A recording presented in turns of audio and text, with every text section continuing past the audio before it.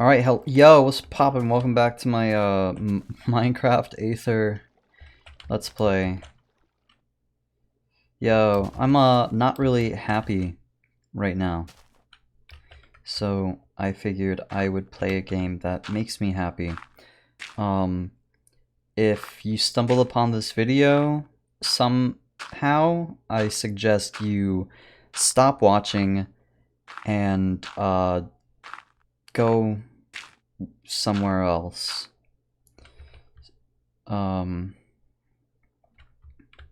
So yeah, that's how that's gonna go. So because I'm gonna talk about why I'm not happy today, or why I think I'm not happy, because I don't really know exactly why, that's always an odd thing when that happens. Fortunately, I think that happens to a lot of people, so I don't feel too alone because of it.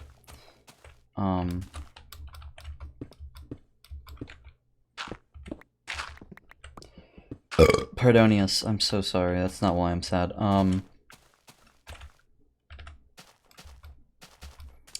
Probably is why you're sad. I'm gonna fucking scream. So, today,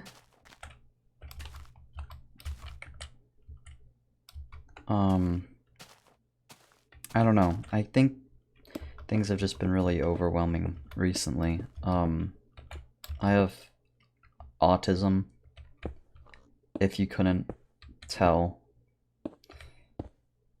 I'm not one of those like self-diagnosed TikTok weirdos.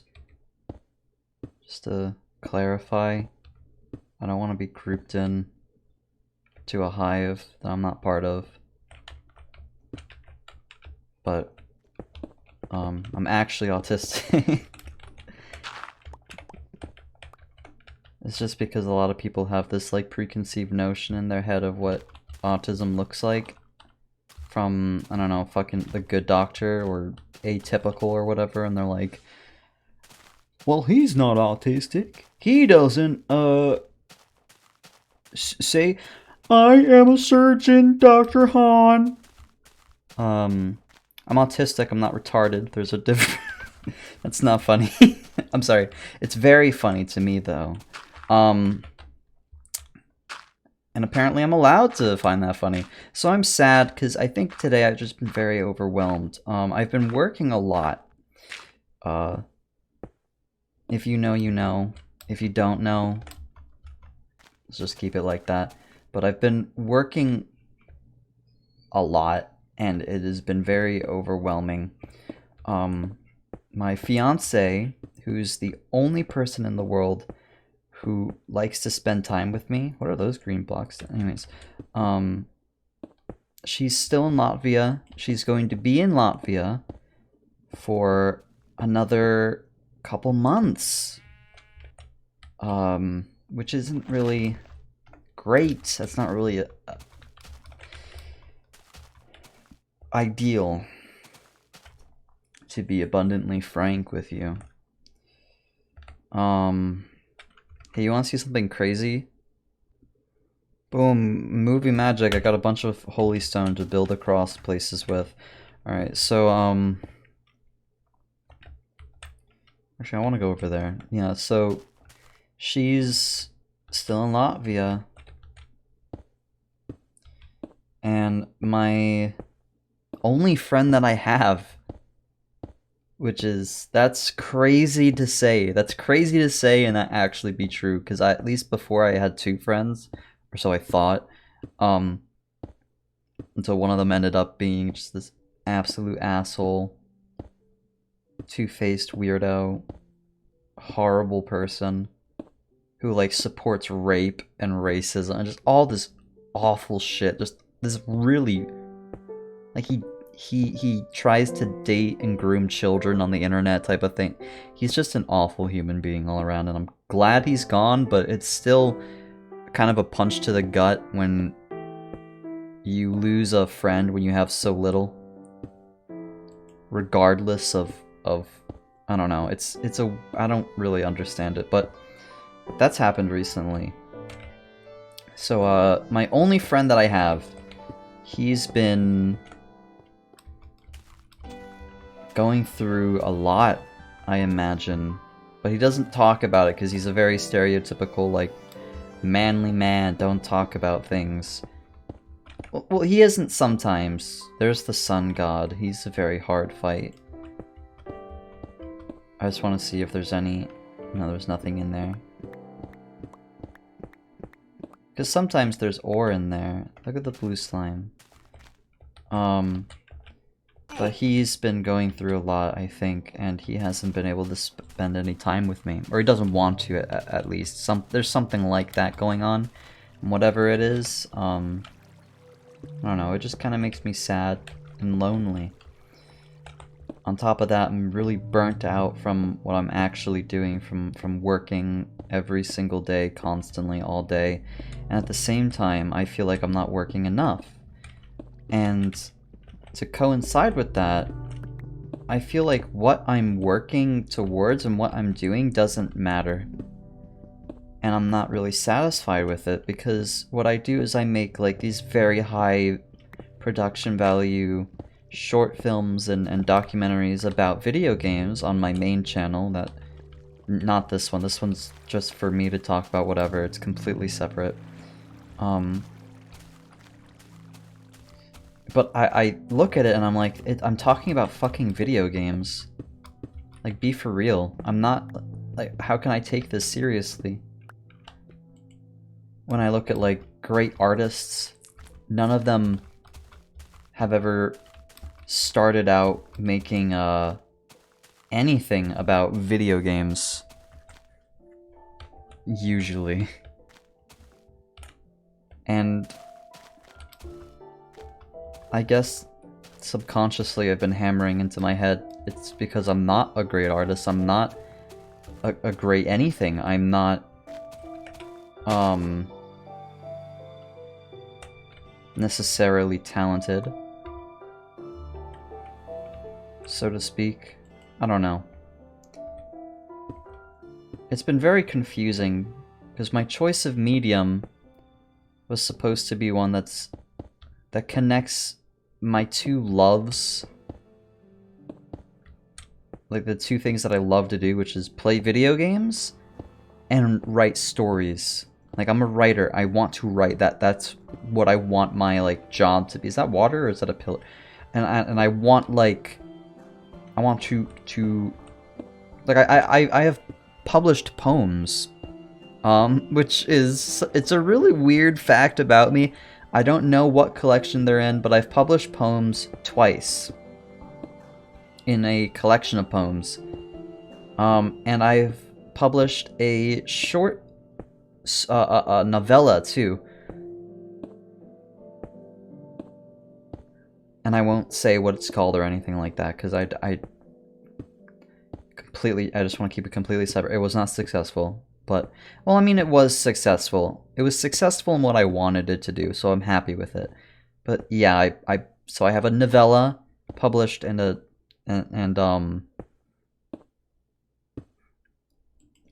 some poems, some poetry.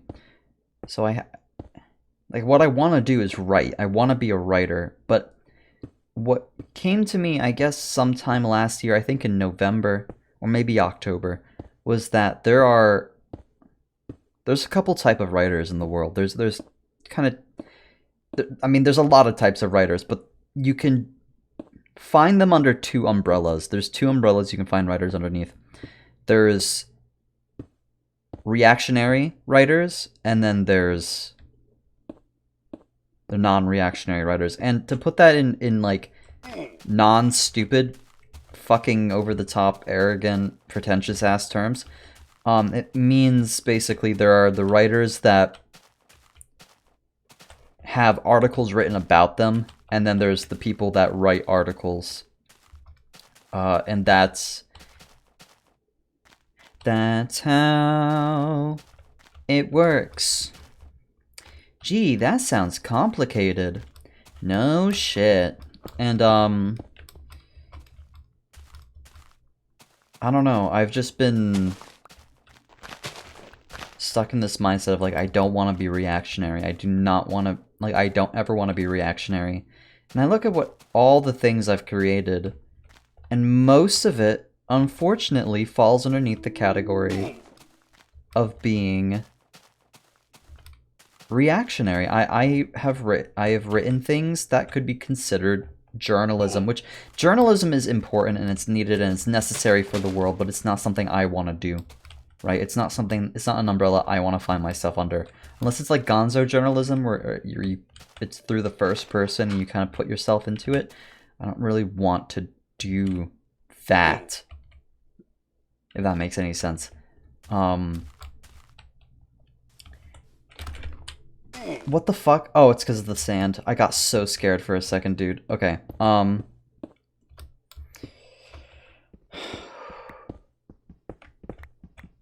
right, look out for the sand. So... anyways, what was I talking about? The journalism thing. So... yeah, there's that, and I've been struggling with that, especially recently, looking at the mediums of what I produce on my actual channel and what I'm paid to do. Like this is my job. Not this. I don't do fucking this for my job. My job is writing short stories and then adapting them into pretty much short films. So I mean, let's not give myself too much credit. There's still YouTube videos, but there's a lot of fucking effort and time put into those things. And I feel like, as of recent, it's wasted because I could be doing it in so many other things. But would I be happy doing it in, like, say, real life? I don't think I would be. And then there's the case of, like, well, reactionary shit is what gets, clicks. That's what gets views, right? That's what rewards my dopamine in my dopamine systems in my brain. That's what, like, makes me, it gives me validation when I create something that's reactionary, like a Femboy Reviews video or some shit like that. Like, those videos do obnoxiously well every time. And, like, I've never had a Femboy Reviews video do poorly. And the reason is because it's reactionary. It's a simple concept. It's a simple combination of things. And it's not genius, it's stupid. It's absolutely fucking brain dead. But it works. And I can sell it and people buy it. Like, that's the thing. But I don't want to be reactionary. I don't want to look at my catalog of what I've created and it be a bunch of fucking video adaptations of game reviews or articles, while I barely, like, review, quote-unquote, any of the games I've ever talked about. And I instead just tell stories. So they can all kind of be turned into, one way or another, viewed as a,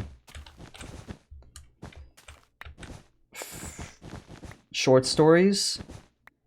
I still just, with a title like review in it, I can't view it as one. I really can't. And so now I'm trying to make videos that aren't reactionary in any way, not in their title, not in their branding, not in their structure, not in any single part of it. And what I found is that while it's successful, I'm still not happy with the results, which is really fucking odd. And it makes me think, is it because of the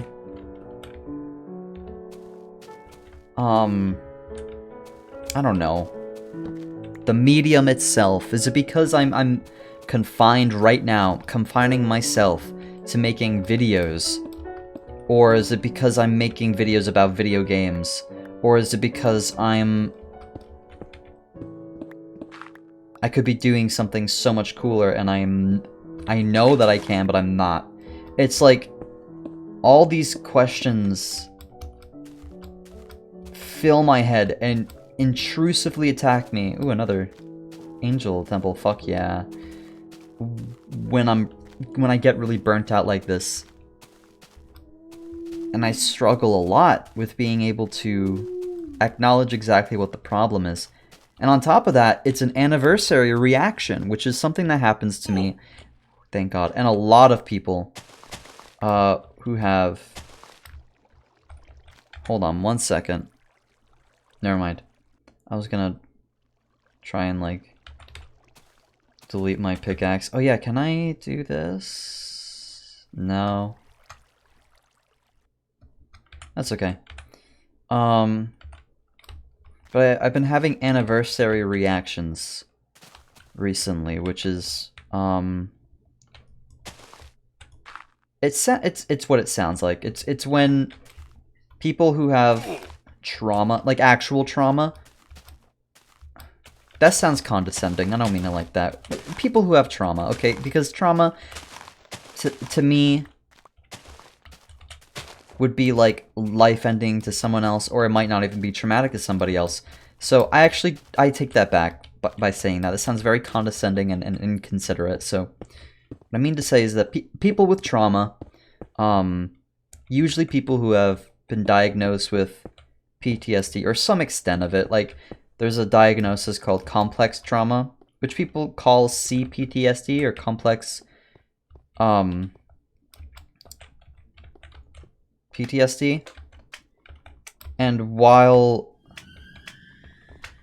my diagnosis was PTSD, it has been juggled back and forth between complex trauma and PTSD, because I don't think they can be diagnosed at the same time. I don't know. But my point is that my dad used to strip me naked and beat me a fuck ton, and because of that, and it was because I was autistic too, he just didn't want a special needs kid, and so he did that. He was addicted to cocaine and alcohol, and he was very sick, for lack of a better word, which does not excuse it in the slightest, but it kind of paints a picture, I think. And because of him, there was a lot of things that happened in the last year of him living with us. I don't really want to fight the angels today.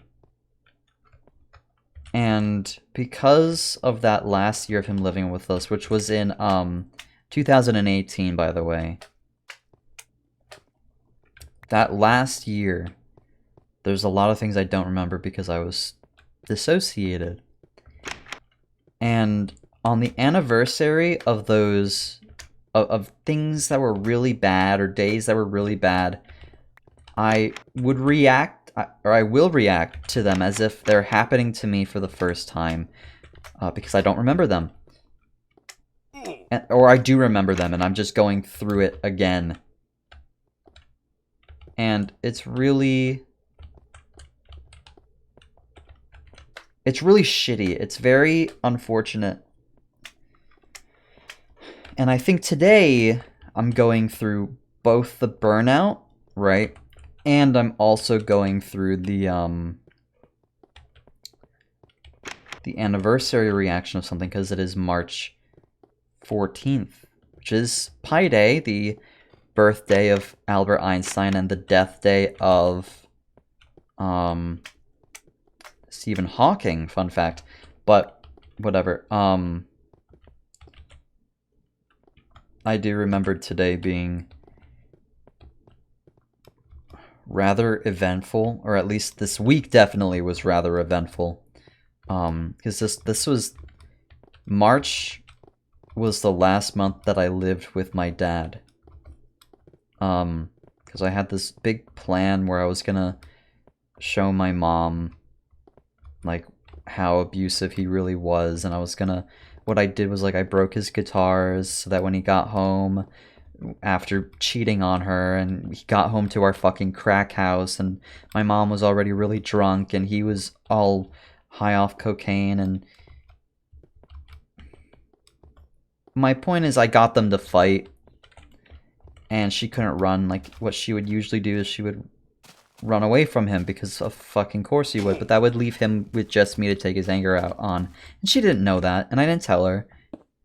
So it was a big communication problem, and my point is that I kind of cornered everyone in the house, and I made him the most mad I ever have on March 25th. And he exploded. He destroyed everything in that shitty crack house that we lived in. He smashed portraits. He was punching holes in the wall, flipping tables, throwing plates, smashed his guitars everywhere. He was trying to fucking, like, kill me. Literally trying to kill me. And there was a lot of blood. Which was kind of sad. That, looking back, that was my, that was about as close as I ever got to a family, like, get-together. That's when I got everyone together in my family. Was that day. March 25th, 2018. And the days leading up to that, I had, like, this plan. Like, I was trying my very hardest to do this. And I did it, but at what cost? And I lost who I was in the process. I don't really want to get into all of it. It's a really fucking long, complicated story. But the point I'm trying to make is I think I'm having anniversary reactions to that specific time of my life, whilst being extremely burnt out and questioning if what I do matters. And I think me questioning if what I do matters is because of my anniversary reaction that I'm having. I started to feel really shit earlier in the day. And by day, I mean, like, at like 2 a.m., because I woke up today at 11 p.m. And, instead of taking my meds, instead of taking my Klonopin, I decided, you know what, no, I can get through this on my own. I can do this without, meds. It's just gonna go away, it's fine. And it didn't go away. The feeling did not go away. It actually got worse, which is what happens, and that's why I have the meds.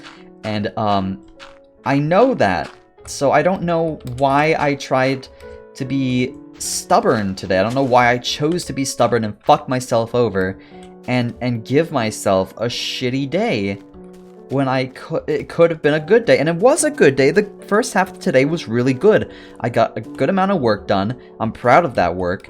I got, I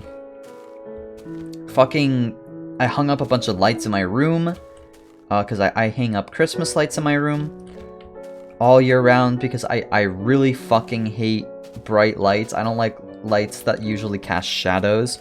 I like having these dim lights in my room. And Christmas lights are perfect because they're nice and colorful and they're just dim enough. They're the perfect level of dim. Because again, I'm retarded and I'm not a surgeon, so I have sensory problems. Yellow and blue slime, dude, Ukraine slimes. I'm not gonna kill them then, because I don't want to do that.